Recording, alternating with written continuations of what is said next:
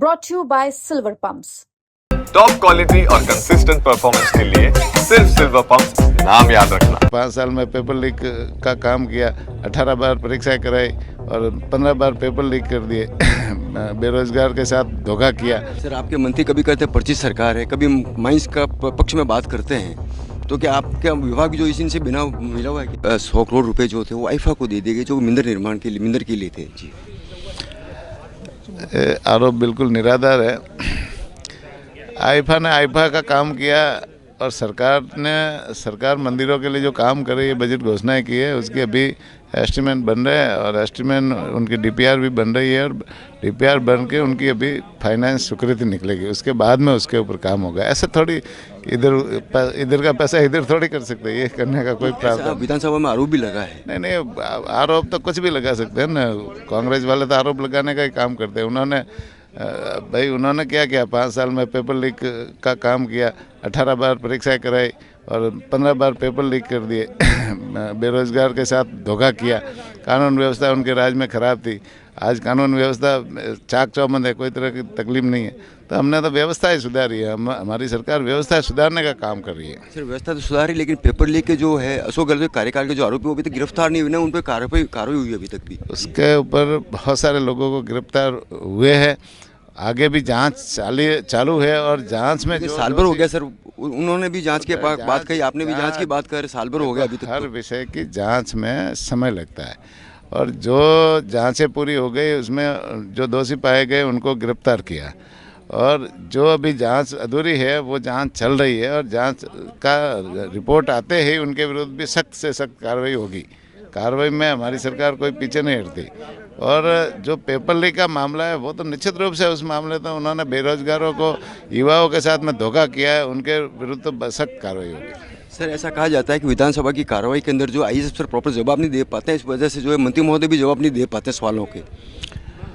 निश्चित रूप से आपने देखा होगा विधानसभा में जो अभी प्रश्नकाल है, शून्यकाल है, तो सभी विषयों पर हमारे मंत्री प्रभावी तरीके से जवाब दे रहे हैं और विपक्ष ना उत्तर है और विपक्ष तो भागने की कोशिश करता है। आपने देखा कई फालतू के विषय उठा करके बहिर्गमन करते हैं और हर विषय पे सदन से वॉकआउट करते थे। ये तो वो तो भागने का काम करते हैं, सामना भी नहीं कर पा रहे हमारी सरकार का ही।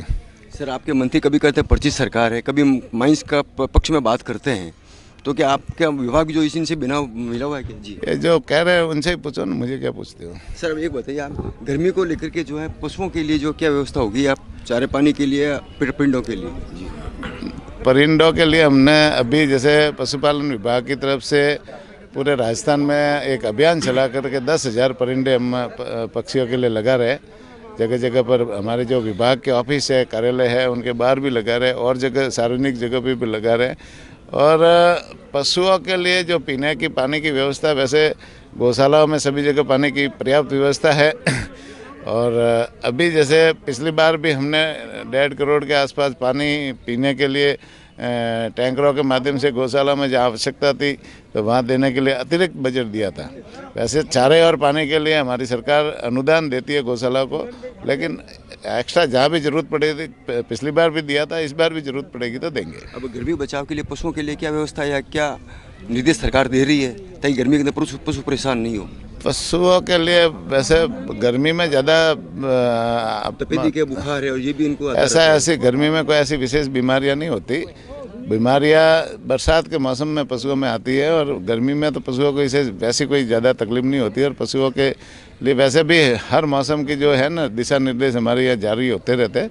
इस बार भी जो दिशा निर्देश है अभी ये होली का त्यौहार ख़त्म होने के बाद में ये जारी होंगे। हाँ, तो पशुओं के लिए जो है एम्बुलेंस की व्यवस्था की गई है आपके यहाँ? अभी पशुओं के इलाज के लिए हमारी सरकार ने पिछले बजट में 500 नए उपस्वास्थ्य खोलने की घोषणा की थी। इस बार 200 उपस्वास्थ्य खोलने की घोषणा की है। पिछले बजट में 175 संस्थाओं को कर्मोन्नत करने की घोषणा की थी।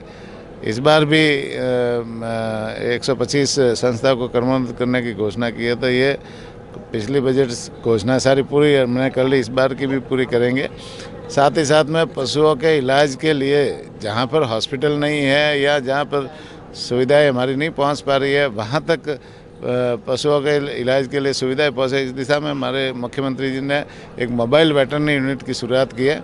उसमें एक डॉक्टर है, एक कंपाउंडर है, एक ड्राइवर कम हेल्पर है, सभी तरह की दवाइयाँ है और उसके कॉल सेंटर नंबर है 1962 नंबर पे यदि कोई आदमी या पशुपालक या किसान फ़ोन करता है तो वो गाड़ी सीधे उनके पशुपालक के घर जा कर के उन पशुओं का इलाज करने का, निःशुल्क इलाज करने का काम करती है।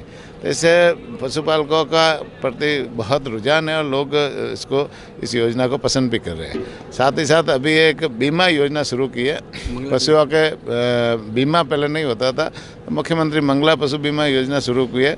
दुधारू गाय, दुधारू भैंस, दुधारू ऊँट, दुधारू भेड़, दुधारू बकरी, इनका बीमा अभी जैसे किया जा रहा है।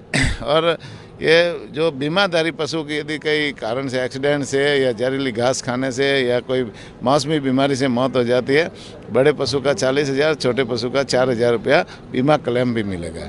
इसी तरह से एक गोपालक कार्ड बनाने की योजना अभी कोऑपरेटिव के माध्यम से चल रही है। वो गोपालक कार्ड जो पशुपालक कोई बनाएगा तो उसे 1 लाख तक का लोन अपने पशुओं के रख रखाव और नए पशु खरीदने के लिए बिना ब्याज से लोन मिलेगा। इस तरह से इन योजनाओं का फ़ायदा पशुपालकों को अभी मिल रहा है। इसी तरह से आजकल नंदियों की संख्या ज़्यादा है और जैसा आप देख रहे हो बेसहारा जो गौशाला में रख रखाव के बाद में भी कई नंदी रोडों पे बेसहारा घूमते हैं, तो उनकी संख्या कम हो इस दिशा में अभी सरकार ने एक योजना शुरू की है, सेक्स सीमन योजना, सेक्स सॉर्टेड सीमन योजना। और उसमें एक डोज है, पहले 750 रुपये मिलता था, अब भारत सरकार ने उसे कम रेट में हमें राजस्थान सरकार को दिया है। राजस्थान सरकार उसमें और 75% सब्सिडी दे रही है। इस तरह से 70-75 रुपये के आसपास वो डोज पड़ता है। वो डोज एक गोवंश के लगाने पर गाय के 90% बछड़ियाँ पैदा होने की संभावना रहती है। बछड़े कम पैदा होंगे तो आने वाले समय में हम ये नंदियों की संख्या इस तरह से कम करेंगे तो उसका फ़ायदा है ना आगे मिलेगा।